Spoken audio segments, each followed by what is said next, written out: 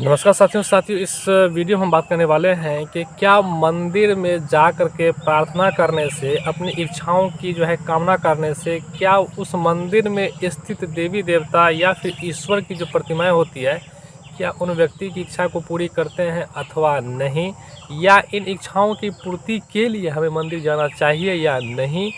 आखिर मंदिर क्या होती है, मंदिर क्यों बनाई जाती है, मंदिर के बारे में इतनी जो ट्रोल्स होती है, चर्चाएं होती है कि मंदिर होनी चाहिए अथवा हॉस्पिटल होनी चाहिए।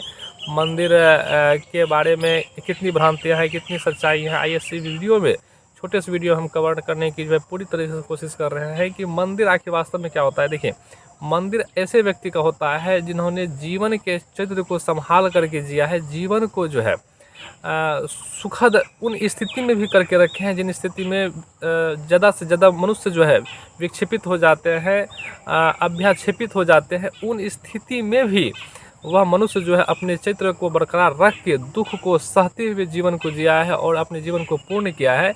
ऐसे महापुरुषों का एक प्रतिमा बनाई जाती है इन उद्देश्य से, ताकि हमारे आने वाले जो जनरेशन होंगे, हमारे आने वाले जो समय होंगे, उनमें इन व्यक्तियों उन लोगों को इन व्यक्तियों की प्रतिमा देख करके ऐसी कामना अंदर ऐसी दृढ़ता अंदर पैदा होगी, ताकि वह भी दुख को सह सके, सुख का किस तरह से वह सदुपयोग कर सके, सुख की स्थिति का। इन तमाम चीज़ों के लिए ही मंदिर का निर्माण किया जाता है। उनमें प्रतिमाएं स्थापित की जाती है, ना कि किसी उद्देश्य पूर्ति के लिए मंदिर बनाई जाती है, ना है उनमें किसी उद्देश्य पूर्ति के लिए प्रतिमाएं बनाई जाती है। आप देखे होंगे कि ऐसे ही व्यक्तियों की प्रतिमाएं, मंदिर होती है, मूर्तियां होती है, जिन्होंने जीवन में कुछ ऐसे कार्य किए हैं जिससे दूसरे को सुख हुआ है, खुद को निजी व्यक्तित्व के रूप में उसको दुख हुआ है।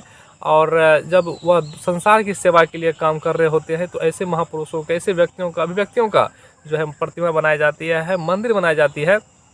अब यहाँ पर हम सवाल आ जाती है कि मंदिर या फिर हॉस्पिटल। देखिए, दोनों का अपना अपना महत्व होता है। हॉस्पिटल हम रोगों के निदान के लिए करते हैं, लेकिन मानसिक रोग जो होते हैं, यानी कि अब आप कह सकते हैं कि आप लोभ, क्रोध इसमें आप फंस गए हैं, मद मोह में फंस गए हैं, कामासक्त हो गए हैं, तो ऐसे चीज़ को दूर करने के लिए मंदिर की आवश्यकता होती है, उनकी दर्शन की आवश्यकता होती है, उन प्रतिमाओं को निहारने की आवश्यकता होती है, ऐसे महापुरुष के चिंतन करने की आवश्यकता होती है, ना कि हॉस्पिटल की। क्योंकि जब आपके अंदर कामना होती है, काम भाव होती है, क्रोध की भाव होती है, मद होती है, मोह होते हैं, लोभ होते हैं, तो ऐसी स्थिति में आप स्वाभाविक ही अपने शरीर को रोगी बना लेते हैं, फिर बाद में आप हॉस्पिटल जाते हैं।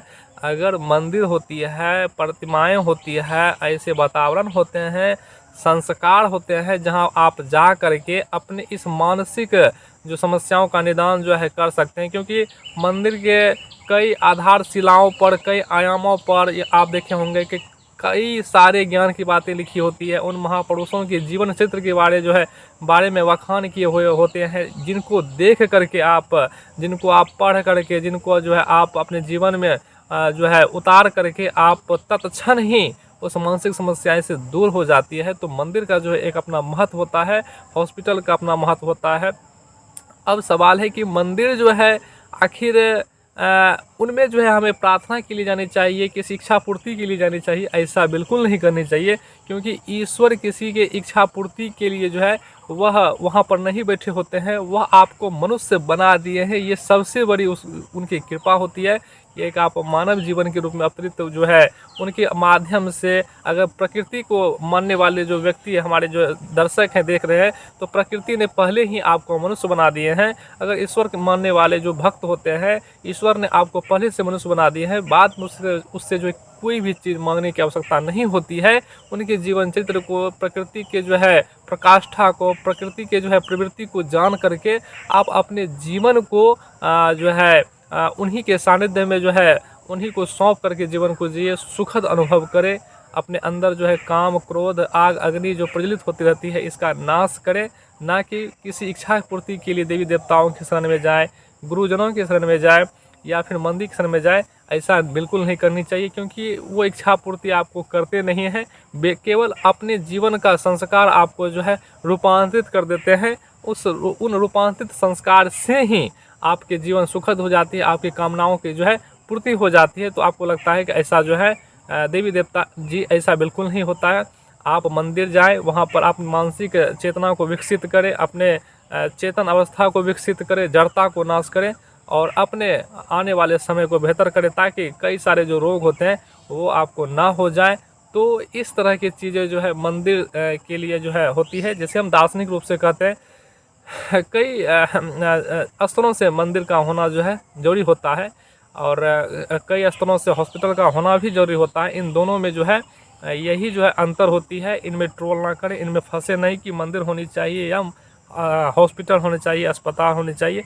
ये दोनों की आवश्यकता अपने अपने स्तर पर होती है। जब हम अपने जीवन को विकसित करने के बारे में सोच रहे होते हैं तो जाहिर सी बात है कि वहाँ हमें महापुरुषों के चिंतन की आवश्यकता होगी, जिन्होंने उन जीवन को कैसे संभाल कर रखे, कैसे अपने ऊर्जाओं को जो है संभाल करके रखे हैं, कैसे हम उनको धारण करके अपने जीवन को बेहतर करें। इन तमाम चीज़ों के लिए ही मंदिर को मनाया जाता है। तो इन चीज़ों का अपना महत्व है, ख़ास महत्व है। और आप जैसा कि इस वीडियो में चर्चा हम लोग इन्हें कर चुके हैं कि मनुष्य के रूप में हम पहले से ही अवतरित हो चुके हैं, तो मनुष्य के बनने के बाद जो है किसी इच्छा को ना रखें, किसी भी प्रकार की इच्छा को ना रखें। मनुष्य बनना ही सबसे बड़ी सफलता है, आपके जीवन के साथ सकता है। बस मेहनत करे, कर्म करे, अच्छे कर्म करे, सत कर्म करे, पंच पापों से दूर रहे, झूठ, चोरी, नशा, हिंसा, व्यभिचार और ये जो है ये जो पाप है, महापाप है, इससे वंचित रहे, इसे ना करे। और जैसे आप इन महापापों से आप दूर रहते हैं तो आपका जीवन जो है सुखद होना जो है शुरू हो जाता है। अपने गुरुजनों के मार्गदर्शन में रहे, गुरुजनों की सेवा करें, माता पिता की सेवा करें, उससे कुछ मांगे नहीं। वो आपको इतना कुछ दे चुके हैं कि मांगने की आवश्यकता ही नहीं है। आप केवल जो है चिंतन मनन करें कि हमें जो प्रकृति दी है, प्रकृति को मानने वाले चिंतन करें कि हमें जो प्रकृति दिए हैं ये काफ़ी कुछ हमारे लिए है। बस इसको जो है सही तरीक़ा से हम किस तरह से इस्तेमाल कर सकते हैं वो आपके हाथ में है। भक्तों को, ईश्वर को मानने वाले भक्त जो होते हैं वो पहले ही ईश्वर आपको हर चीज़ दे दिए हैं, आपको भक्ति तक यहाँ पर दे दिए हैं। तो कभी भी जो है ईश्वर से ये ना मांगें कि हमें कुछ वस्तु चाहिए, कोई व्यक्ति चाहिए या कोई हमें जो है हमारी इच्छा की पूर्ति हो जाए, ऐसी कामना नहीं करनी चाहिए, क्योंकि हो सकता है कि उसी इच्छा के पूर्ति में ही आपका सर्वनाश लिखा हो चला जाए। तो इन तमाम चीज़ों से बचना चाहिए। तो साथ में मिलते हैं एक नेक्स्ट आध्यात्मिक वीडियो में इसी तरह की बातों के लेकर। तब तक आप हमारे साथ बने रहें और ढेर सारा स्नेह प्यार दें। इस वीडियो को शेयर भी करें ताकि जो भी व्यक्ति इस तरह के सिचुएशन में घिरे होते हैं, उलझन में घिरे होते हैं, उनको भी थोड़ा हेल्प हो जाए।